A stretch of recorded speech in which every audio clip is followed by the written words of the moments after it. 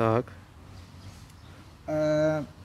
Izplešanas tvertnē, kur atrodas iekšā membrāna. Pa šo nipeli nāk saspiestais gaiss, un pa šo pievienojumu mēs pieslēdzam ūdenī, teiksim, no apkures sistēmas vai karsta ūdens. Ja? Nu, lūk, man tur sanāk viena avārija, un tagad man bija šitais caurumiņš, jūs varat redzēt tagad šo caurumu, ja? Un tad man nācas šo nomainīt, un man bija ļoti liela interese, kas tur ir iekšā.